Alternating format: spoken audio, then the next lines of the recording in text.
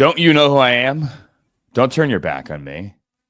I'm the best bleeping podcast host with only 181 YouTube followers or Wow. subscribers in the business. Don't you turn your back on me. It was a joke. It's a college basketball joke. See what we did there? That's what we did. Yeah, I'm not that arrogant. Welcome to Thinking Out Loud. This is a conference championship game weekend edition. Post Pete Carroll is back edition. Post Liam Cohen claimed he was at the doctor's office but was really in Jacksonville edition of the show. Sam Betesh laughing in the background. My name is Andrew Siciliano. Hopefully you have gotten through the week okay. Hopefully you're ready for football. And hopefully, Sam, you are not one of the suckers who bought snow from the Eagles. Like quite literally a snow job. The Eagles sold snow. Sam, would you eat dirty snow off the side of the Jersey Turnpike? Interesting. Do you remember Les Miles used to eat grass before LSU games? He used to. Would you eat snow? Dirty snow? Dirty snow. I mean, on a dare. I was winning in that case. Would I want to? Would I just choose to do that? No, I would not. I'm pretty fair to say that I would not eat. Okay. Be disgusting. No. Okay, you don't have to eat it. You could just put it in your freezer, I guess. Would you want snow in your freezer that Jalen Carter's sizable derriere fell into? You know, if that were I don't know, I suppose if that was Super Bowl, which obviously would, necessarily at home the way this one was, although the Rams did win a Super Bowl at home, so did Tom Brady in Tampa. But maybe, I don't know, divisional, is that enough? Is that worthy of that moment? I don't get it. It wasn't even to go to the Super Bowl. It wasn't even in the Super Bowl. Yeah, I think divisional, I would opt out of that. And, much like champagne celebrations in baseball for wild card clinching, et cetera, I don't know. I think that one seems a little less than. I don't mind the celebration when you get there. Divisional, I don't. But like the actual snow. For those who don't know, the Eagles scooped up the snow off the field. They had it authenticated. Now, I personally think a lot of the authentication for collectibles these days is a total scam. But like someone authenticated the snow, and then they put it in like to the small little ice cream containers. Like you buy a little pint of ice cream or half pint, whatever. I don't eat ice cream. There's 10,000 things in my freezer upstairs bought by not me, but like little ice cream thing. Like, what are you gonna do with it? Take it out and show it to people?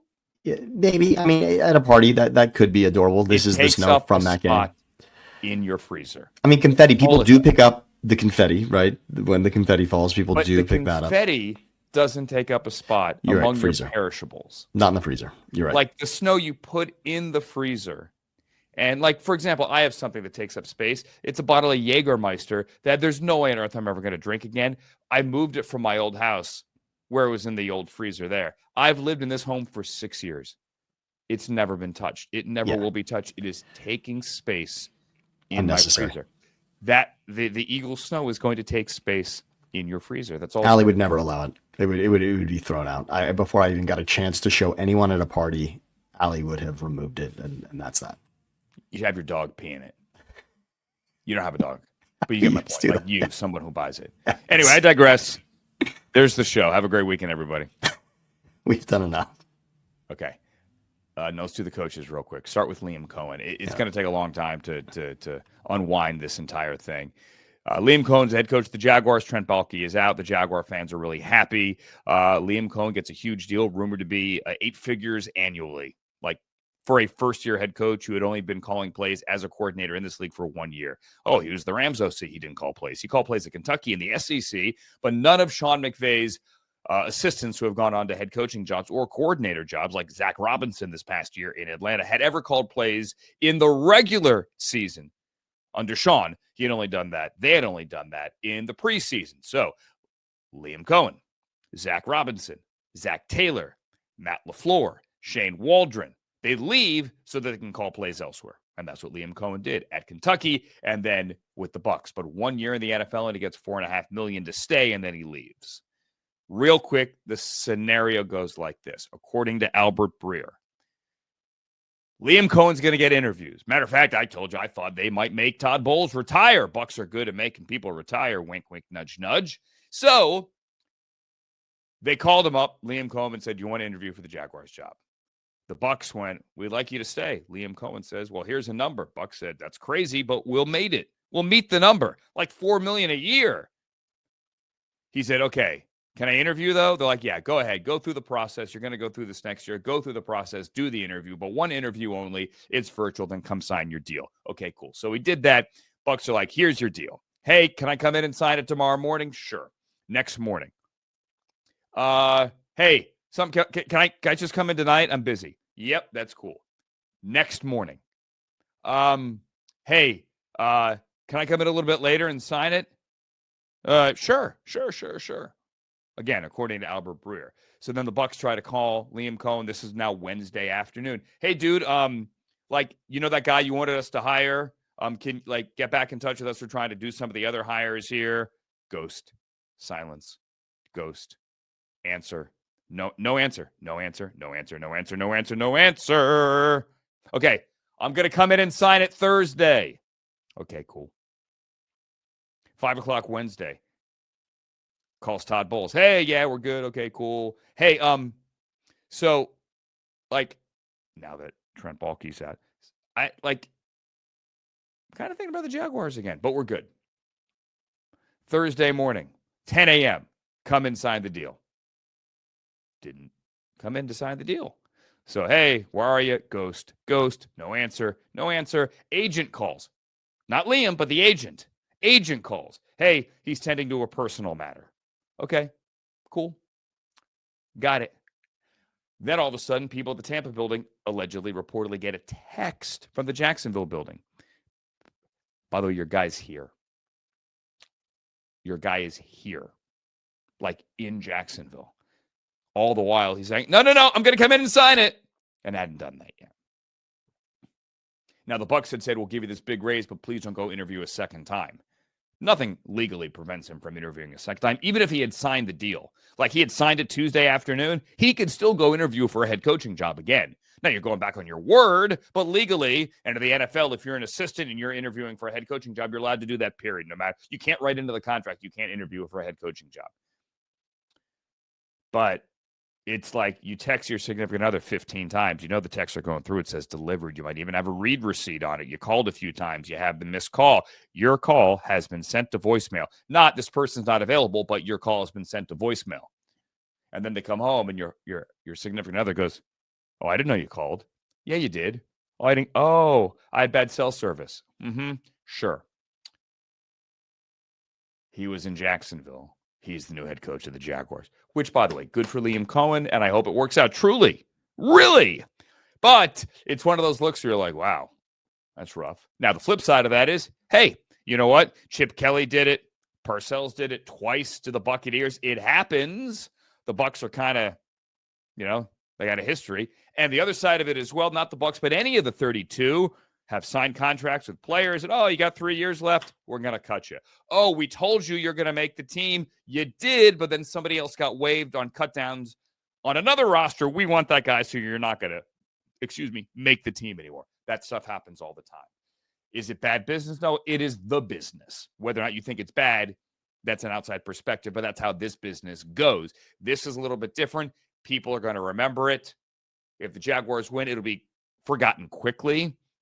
Behind the scenes, people remember these things. I don't know, Liam. I hear plenty of good things from the Rams folks. I really never got to know them. I'm only there for the preseason. Don't really know them at all. Plenty of people like them, love them, wish them the best. It just is a weird look. As for Pete Carroll, I do know him. I have worked with him. I have interviewed him. You're looking at the future, actually the former co-host of the Pete Carroll Show on 710 ESPN here in Los Angeles. His final year with SC, worked for the flagship, yours truly. I did the Pete Carroll Show every Tuesday afternoon from Heritage Hall on the SC campus. Love the guy. Maintained a relationship with him since then. I am happy for him. He is 73 years old, and come week 2 of the season on the 15th of September, he will turn 74 and officially be the oldest head coach in the National Football League. What do you mean coaching at 74? Yes, coaching at 74. You know how old George Burns was when he played his final show in Vegas? Sam, do you know how old George Burns was? I'm going to guess. I'm going to say 94. 95 years old. Yes. Do you know how old Wayne Newton is right now, or at least what's left of the plastic thing that is on Wayne Newton's face? Do you know how old he is? I'll give 95 on that. He is 82 years old and still playing Wow. Vegas. 82. Do you know how old the Stones are? They're like 80. Pete Carroll's 73. Why not have a Vegas residency? Do it. It's Vegas. Buffet at 3 o'clock. Pete Carroll's not going to be ready for dinner at 3 o'clock because Pete Carroll works around the clock. He lives right up the street. He's in Manhattan Beach. You know what? He could still live in Manhattan Beach, catch the 545 out of Terminal 1 Southwest every morning, fly to Vegas, get in the car, go to Henderson. It's 10 minutes away. And he could take the 10 o'clock Southwest back every night if he really wanted to. Now, he's not going to do that, but he could. And he's still teaching a class at USC. And he's not quitting at USC. The Raiders hired Professor Pete Carroll. Fuck. Whoa. I cursed. Didn't mean to do that. That is bleeping amazing. You can do it. I think that's okay. Can I just meant for kids? It is, but you know what? It's great. They don't have a quarterback, and that's the biggest issue. They don't have a quarterback. They have to find a quarterback. Tom Brady's out of eligibility. I don't know if Shedeur Sanders is going to be there at 6. He won't, nor do I know if Dion and Shedeur want to go to Vegas anymore now that Antonio Pierce is not there. They'll find a quarterback somehow. But we get Pete Carroll twice a year against Jim Harbaugh. No, what's your deal? We get Pete Carroll twice a year against Andy Reid. We get Pete Carroll twice a year against Sean Payton. This is the best coaching lineup in any 14 division in National Football League history. They've all won championships, Super Bowls or Natties. And when, in Pete's case, he's won them both. You know what? This is awesome for the NFL.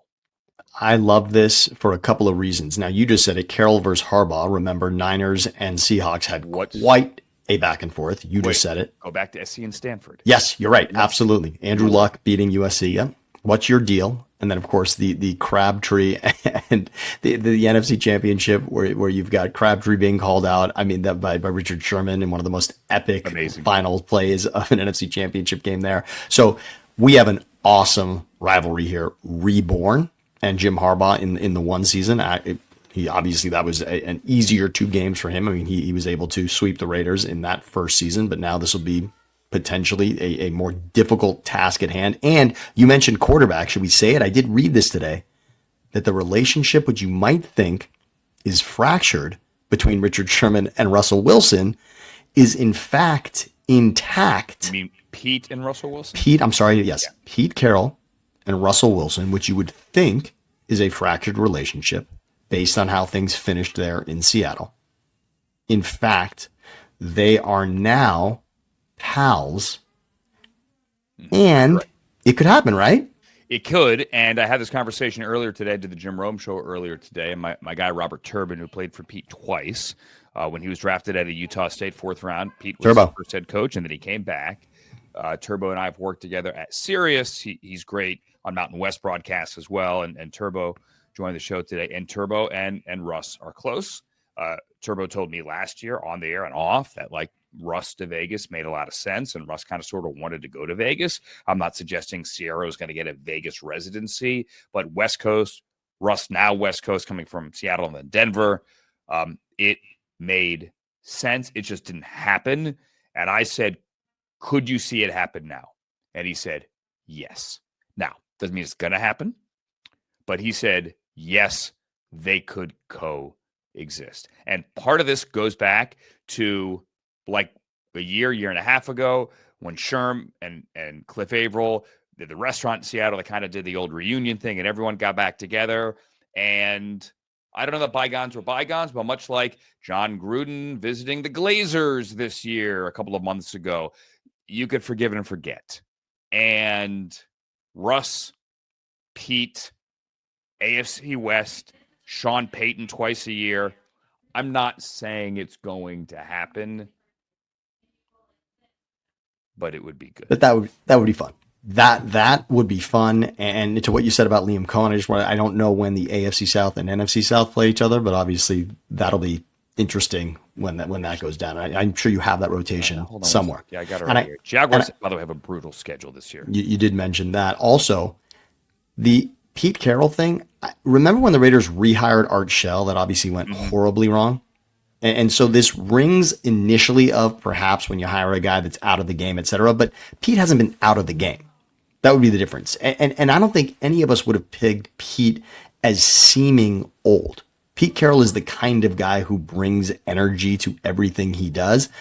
This is a great hire by the Raiders. This really is a Pete Carroll from a pedigree standpoint. This is an outstanding hire for the Raiders. And Antonio Pierce, I would say in that interim season, did earn the opportunity to do this again for sure. But Pete Carroll, lining him up with the other coaches in the AFC West, this is a tremendous hire. And you mentioned going back and forth, LA and Vegas. Our friend JT the Brick obviously did that for quite some time before moving to Vegas. Yeah, exactly. So there you go. So here's the Jaguars schedule. Flip-flop back and forth here between Liam Cohen and Pete Carroll. And then there are games. We'll do like 2 minutes each on these games. So the Jaguars play the AFC West and the NFC West. The Jaguars schedule is brutal. They get their division opponents, obviously, and then at home, they get the Chiefs, the Chargers, and the Rams, the Seahawks, the Jets, and the Panthers, the last two obviously not that exciting. And then on the road, they go to Arizona, Denver, Vegas, San Francisco, and Cincinnati. Ugh. Brutal. They get like 5 or 6 playoff teams. Oh, and then like the Bengals, who didn't make the playoffs, but they're Joe Burrow. They get the Niners, who have to be better. Browns also, by the way, play the last place team in the NFC West, which is the Niners. Last place schedule, you get the Niners. And the Jaguars, remember, 2 of these games are going to be in London, so they have that residency. It is a brutal schedule. When you're a new head coach and they're paying you 13, 12, 11, whatever the millions are, 8 figures a year, you take the job. Even if you told the Bucks and your old employer you're not taking the job, you don't look at the schedule. It's a one-year thing, but it is a brutal schedule. Now we look at the schedule. Let's do that. The conference championship games, decent weather scheduled for both. The first of the 2 is Sunday in Philadelphia. It is round 3 of an NFC East divisional matchup. Eagles won the first one in primetime. It was a TNF game. Saquon ran for many yards, and everybody was happy. And then in Week 18, the Commanders returned the favor. Jalen Hurts got hurt early. Commanders rallied late. Devontae Smith dropped a late touchdown. Anyway, they split. Now this is round 3. The injuries are as such. Most notably, Jalen Hurts is going to play. Cam Jurgens on that offensive line is questionable. The issue with Jalen Hurts is he is going to wear the brace, and you simply don't know how mobile he's going to be. In the fourth quarter last week, and Kellen Moore apologized, said, I shouldn't have called that deep, straight drop into the end zone. But you did. He couldn't move. They took the safety, and the game almost slipped out of their grasp. Jalen's going to play. Can Jalen move is the question. Can he? Can he move side to side? Can he get the ball out? Jalen's not getting the ball out quickly these days. There is no downfield passing. A.J. Brown, you got to get him going eventually. They say, no big deal. It's a big deal. You only got 2 games left. Maybe you could deal with that big deal after the season if you could win these 2, but you got to find a way to win these 2. If Jalen can't move and the quarterback run game, not that they're going to run him 12 times, but he's got to be mobile, and that's got to be part of their offense, especially escaping the pocket, maybe to create those downfield shots. If he can't move, I'm leaning Washington, and I don't think he's going to be able to move well. But Philadelphia is at home, and the Commanders aren't going to stop the run. They're just not. That was going to be the issue last week against Detroit. They didn't stop the run. They still found a way to win. They still outscored you. I want to pick Washington. I think if it's a close game, Washington's going to win because what you and I have discussed 100 times, Jayden Daniels has that fourth quarter gene. He's unflappable. He's flatline emotionally on the sideline. I can't go against the Eagles at home. I just can't. Also, talk about consequences. If the Eagles melt down and lose to a rookie quarterback in the division, are the pitchforks out again in Philadelphia? It depends how the game goes. Like, if they're like these obvious, you should have punted it, you should have kicked it, you should have gone for it. flashpoints in this game, then what? I thought Nick Sirianni righted the ship. I saw them after their bye back in October. They weren't a good team. They beat the Browns, who weren't a good team, but they survived that day and hung on at the end. And then they went on this run. The team I saw that day, I've said this repeatedly, was not a Super Bowl team in any way at all. But here they are. And they're beating you on the ground, which, by the way, is still an acceptable way to win. Those points count. Those yards count. If the Commanders have a lead and Jalen's got to throw late, Commanders are going to win this game. I want to talk myself into the Commanders. I can't, Sam, bring myself to take the Eagles. I am rooting, however, no offense, for the Commanders. I am a native of the Commonwealth of Virginia. The team trains not far from the home in which I grew up. My parents aren't in that home anymore, regardless, but you get it. They're the neighborhood team growing up. When I was a kid, Joe Gibbs was taking them to Super Bowls every other year, sometimes multiple years in a row. They won 3 of them with 3 different quarterbacks. Name all 3. I'll send you a prize. No, I won't. But I can't move off the Eagles. Interesting. I think I'm going to do this for us collectively. I think I'm going to say Commanders win this game. Now, before the playoffs started, I did an entire run through of all the games, and Chiefs Eagles is what I said would be the rematch for the Super Bowl, the 2022 Super Bowl with Chiefs and Eagles. So part of me just wants to be right about that and say that. But the buildup of the week and when you watch what happens is so fascinating. Now, I could easily talk us both into the idea that the Eagles ran away in the fourth quarter with that first matchup, and had Jalen been healthy, you'd have to say Saquon had 100 yards in the first quarter in the game with Jalen healthy in the second game in Washington. And of course, it took the 5 touchdowns late. And it wasn't a Devontae Smith touchdown. As you said, it was a first down, but I get it. It was a third down play. He's got the ball in his hands. These things happen, right? I mean, against Atlanta, Saquon dropped the ball that would have been a first down that would have ended the game. Mark Andrews drops a 2-point conversion. These things do happen. So yes, you got that chance. And it was 5 touchdown passes for Jayden. It was easily the worst game the Eagles defense, the resurgent Eagles defense, the number 1 ranked Eagles defense. It was the worst game they played. Absolutely was against Jayden Daniels in that loss. That week 16 game, that was just unacceptable from a Vic Fangio standpoint, I'm sure. But Jalen Carter could be the key, and you've said it. A wrecker at the end of the Rams game. He's been a wrecker against Washington as well. And top 10 player defensively in the league this year. And what's the injury for Washington we haven't really spoken about at right guard? Sam Cosmi's out for the year, tore his knee up last week. So that's the big assignment, right? Whoever's got that assignment on Jalen Carter now, not being Cosby here, that's going to be crucial, and that could spell the game. We also talked about Washington's 30th ranked defense, but how could I say that again when they weren't very good against the run against Detroit, and the game was essentially never, really think about it. The game wasn't really in doubt. If it had been Detroit with the lead 31-21 at halftime, we'd say, yeah, typical Detroit won the game, right? It was only, we only kept thinking Detroit would come back, but realistically, Detroit never had a shot at winning that game. Really throughout that game. They turned the ball over 4 times. It was awful. And you know how many turnovers for the teams that won over the weekend? I think the answer was 0 collectively. Yes, you're right about that, and that certainly will play a factor here. And to that point, you asked about the pitchforks and Nick Sirianni and making interesting decisions. Dare I say this has been a conservatively run Eagles team since the bye? 100%. Look at what's happening.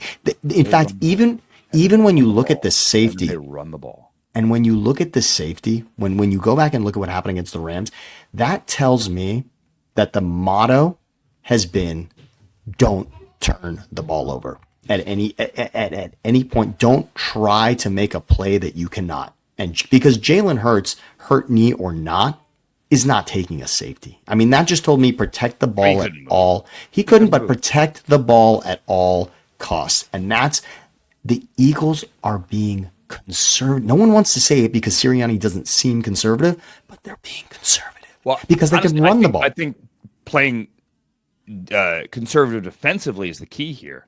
Like, make Jayden Daniels take, march down the field, 10-play drives, 12-play drives, whatever it is.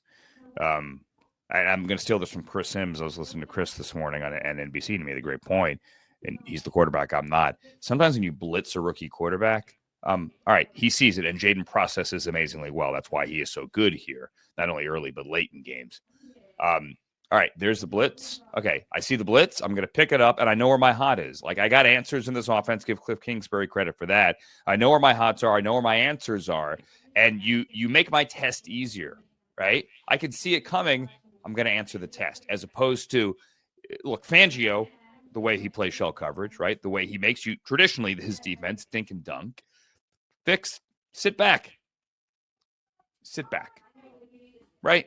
And make him beat you. And by the way, that happened. So that was a zone defense. The final play, the final drive where Crowder ultimately wins the game in week 16. Zone defense, the Eagles were conservative there. And as I said, it was the worst defense that they played over this stretch. But that was an incredible pass to Crowder. He did beat them in that way. So look, I want to say what you did as far as it being a close game. There were 5 before the Detroit game. There were 5 straight wins by Washington. I won't say Jayden Daniels because one of them was Mariota, but 5 straight wins from Washington on the final play of the game. So that tells you that if we're in a similar situation to last week with Stafford driving, Jayden Daniels finds a way to win that situation. That's what he's done this season. So if it's that again, Jayden goes to the Super Bowl, rookie quarterback or not. And I think you actually made the point. 5 other teams have been in this position, rookie quarterback in position to take his team to the Super Bowl. None were there on the backs of their rookie quarterback. And none has ever done it. None have done it, but none were there because of the quarterback. In fact, I would say the closest probably would be Roethlisberger, but I'm pretty sure they were very conservative at that time. But I think Roethlisberger was the one that was playing best from an offensive standpoint at that point. And they lost that AFC championship, ironically enough, with a chance to go meet the Eagles in the Super Bowl. It was that season in 2004. I'll just say it. Since you couldn't say it, I'll say I have this awful feeling in my gut that this is the story of the season. Jayden Daniels, they don't win the division, but they win the NFC, and they represent the NFC in the Super Bowl. I can't believe I just said it, but it could be Jalen Carter. It could be Saquon. It could be all these things. But I mean, as you mentioned, the Lions ran the ball well, and it didn't matter. It didn't matter. If you look at, and I don't have the number in front of me, but there has been the Commanders have like 4 or 5 just like massive defensive games where they give a massive yardage on the ground, and they won like all of them or most of them. Like they have found a way to overcome it, and part of that is the quarterback. Part of it is forcing turnovers as well. Before we get to the AFC game, this is live Twitter here. Mike Sando, veteran NFL reporter, does a great job. He just tweeted this. Actually, it's from this morning. Somebody retweeted it. So Pete Carroll has 181 career coaching victories in the NFL, which is exactly the same as the last 14 Raiders coaches combined. That has to be made up. Say that again, please. Pete Carroll has 181 career NFL coaching victories between the Jets and the Seahawks and the Patriots. This is his 4th job. That is exactly the number that the last 14 Raiders coaches have combined. So there's that. And how about the fact that Aaron Glenn, who is Pete Carroll's first draft pick as head coach of the Jets 30 years later, they're both getting jobs like 2 days apart. That is, it's as Chris Myers would say, it is crazy go nuts. Crazy go nuts. All right, let's get to the AFC. I'm taking the Bills. Let's just get that out of the way right now. Josh Allen hasn't turned the ball over. Josh Allen hasn't been sacked. Okay? That's how they're winning. He could put on the cape and be Superman when he needs to. They're running the football. This is their year. Haven't beaten him in the playoffs, beat him in the regular season. And Josh did say earlier this year and back week 11, hey, it doesn't matter that we beat him this week. And they did. They beat him, gave the Chiefs their first loss of the year. Doesn't matter if we beat him now. It only matters if we beat him in January. He knows it. We know it. They know it. It's going to be cold but not brutal, right around 30, no precip in Kansas City. It's going to get a little bit colder at night. This is a night game, late afternoon game. I think they find a way to win. I really, really, really do. Now, early in the year, Mahomes throwing picks. Late in the year, talk about conservative. Mahomes not throwing picks. He hasn't thrown a pick. They haven't turned the ball over in 8 straight games. Think about that. I'll say it again. The Chiefs haven't turned the ball over in 8 straight games. However, the Bills have only turned the ball over 8 times all year. And that includes the playoffs. No team has turned the ball over, has held onto the ball this well ever. Like, we'll go back to 1950. That's always like one of those fun NFL research lines of demarcation. These two teams don't turn the ball over. Now, week 11, Mahomes got picked off a couple of times. He did turn the ball over. Bills defense opportunistic. So this is not, I don't think, like what we saw last week, Bills-Ravens. Bills are going to run the ball. Josh Allen's going to get the ball out quickly. Josh Allen's not going to be the guy that pitches it to the running back when he gets stood up on the 1-yard line, which he could have done last week. He didn't. He admitted that younger Josh would have. I think they do it. And I'm going on gut. Really, if the Bills fall behind and Josh has to throw the ball late, he's Superman. But that also gives Karlaftis and Chris Jones and those nickel pressures, and it gives Steve Spagnuolo the ability to tee off. Josh Allen was sacked 14 times this year. 14. Caleb, like 60, right? 14 times. That's less than one a game. Less than one. And he didn't even play the 17th game. So that's 14 times in 16 games. That's not fair. I know it's in Kansas City. I know Mahomes, as I like to say, practices the dark arts. And yes, I am concerned that Taylor Rapp is out. Christian Bedford is in concussion protocol. And as a Friday afternoon, look, you can clear on Saturday. It doesn't often happen. I've seen it. I saw it happen this year at Denzel Ward and the Browns, and that happened. That was a concussion from only a few days earlier. If both of those guys are out, that is bad for the Bills. As much as it is in the pass game as it is in run support, they're both great tacklers. Rapp had a pick a week ago. Listen, I am concerned that, Will Blackman was telling me earlier today, look, the Chiefs come out in 12 and 13 and 22, and they just run the ball. They go downhill at you. But that's what the Ravens did last week, and the Bills defense stepped up. They answered the call. Matter of fact, they felt offended. Oh, we're small. We're going to get run over like we did week 5. They answered that. Can they do it 2 weeks in a row? Can they do it in Kansas City? I think so. And darn it, Sam, I am taking the Buffalo Bills. I'm giving you a Buffalo-Philly Super Bowl. But I'm holding out hope it's Buffalo-Washington. So you say Buffalo and Philly. I'll just take the opposite. I'll say Commanders, Chiefs, and I just can't get off the Chiefs. Commander-in-Chief, hilarious. So we can write those headlines already. Commander-in-Chief, and Jayden would be the Commander-in-Chief in that one. But the Chiefs, I don't like the have their number 3-0 in the playoffs, right? Like none of that really applied. No, but it doesn't apply, right? I mean, each season is its own thing. It does or it doesn't. And it's adorable, right? But and Andy Reid and McDermott, I love their history as well. I just can't get off the idea that go back and do yourself a favor, everybody. You only have to you can tell your significant other it's only going to take 2 minutes, but watch the final quote 2 minutes of the 2019 divisional matchup between these two teams. It is the one thing I can guarantee is the hype of this game will not match. It will not beat that 2019 game. Can I just say that the only guarantee I have about this game is that it will not have a better finish than the 2019 divisional game. Sorry, the 2021 divisional game between these two. The 2021 divisional. Taken myself out of the hype machine this week. I know this sounds crazy. Okay. I did a couple of shows. I really haven't watched much. Not that I don't care. I do.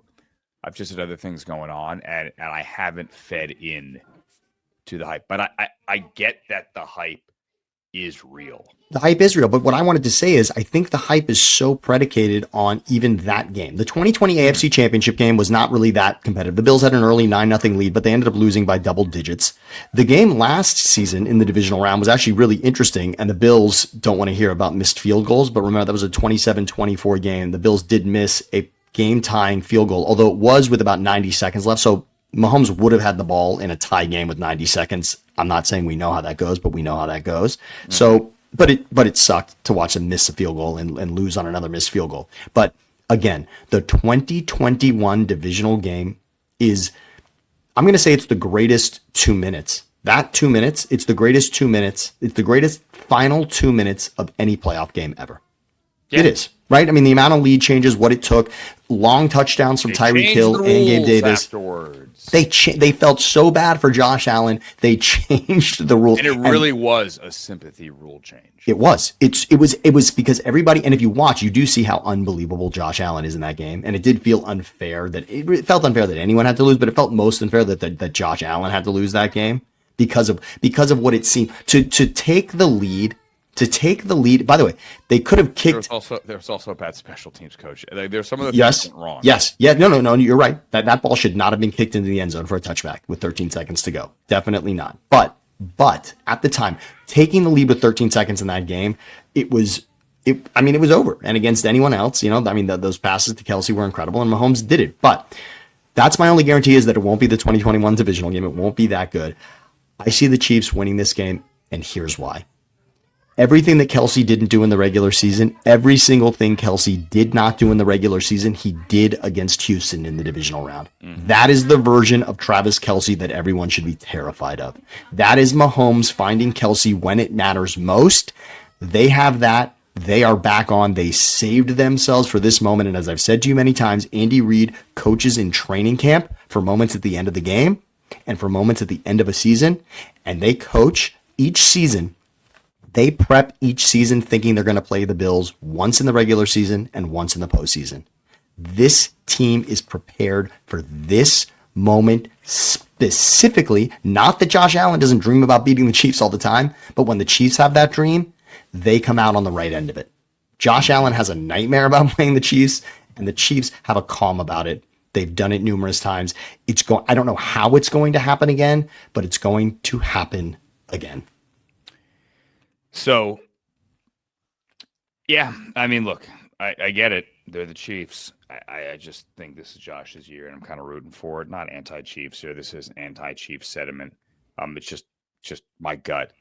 Let me say this, and I know I've said this before. I said this on Rome today. I beg of you, fans out there, don't make this about penalties. Both teams will be the beneficiary of bad calls, because it happens in every game. There are 272 regular season games. There are 13 postseason games. There are 285 games that matter. And in all 285, there are bad calls that go both ways. It just happens. If you're doing this game with, like a balls and strikes clicker in your hand, or like you're the bouncer, how many people are coming to the bar, keeping track of penalties, don't. Just spare me and spare yourself. I'll tell you right now, the Bills have the second most offensive penalties in the NFL. That had nothing to do with the Chiefs. Nothing. When the Bills get called for an offensive penalty week 6, it's not the Chiefs' fault. Okay? 71 offensive penalties. That's a lot. They're not a perfect team, but they don't turn the ball over and they don't give up sacks. Part of that is Josh Allen's ability to get out of sacks. Right? You would think that a quarterback that holds the ball to try to create downfield plays, even though there are a lot of quick answers in this offense this year, and he's getting it out and protecting the football, but that a guy that can move around, that can go all the way to the sideline and then throw a bleeping laser beam back to the far hash, that guy would take more sacks. Nope, only 14. Okay? Often when you hold the ball, that means you get holding penalties. Yet the Chiefs do have 71 offensive, not just holding, offensive penalties this year. They're going to be calls that go, the Bills. Going to be calls that go against the Bills.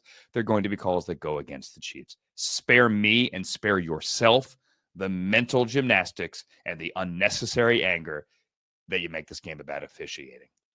Just don't. Please, I beg of you. I beg of you. I beg of you. I beg of you. All I want is a good, clean fight. I'm in for it. Like, I'm going to Mobile for the Senior Bowl. I'm thinking right now my flight gets me in around halftime of the first game, then I can watch the second game.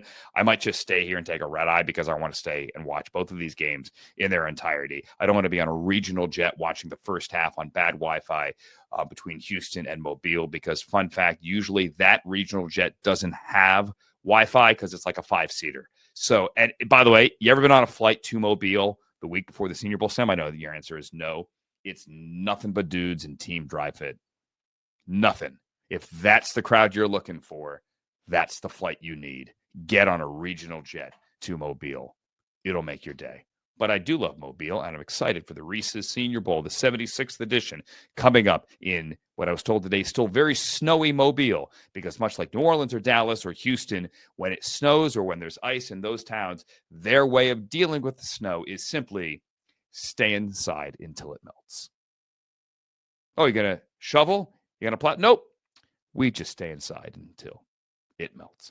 But I digress. No snow forecast for either one of these games. I'm going with the Bills. I could say that definitively. I am hedging on the NFC. I am leaning Eagles because I'm leaning Eagles. And that is that. And there, ladies and gentlemen, is a show in a tidy 38 minutes of downloadable content. We did it. We did it. Sam, have a fantastic weekend. You do the same. I think I love this one more than divisional. I can't remember. Championship weekend, I tend to say is divisional's better. It just what? For the last decade, championship Sunday for me has been a travel day to Mobile. Maybe last year I flew on Monday, but usually it's like a hurry up, get to Mobile so you could see the games. Like I'm getting from the East-West game, which used to be in Tampa, to Mobile, like that kind of thing, right? With one exception, in 2018, I went from Tampa to New Orleans, watched the NFC Championship game, was there with the Rams, and then drove to Mobile. I'm just a guy whose name ends in a vowel and looks like he's from New York, driving a rental car across Mississippi in the middle of the night while trying to watch the AFC Championship game on my dashboard on my phone. What could go wrong? Yeah. What could go wrong? Do yourself a favor.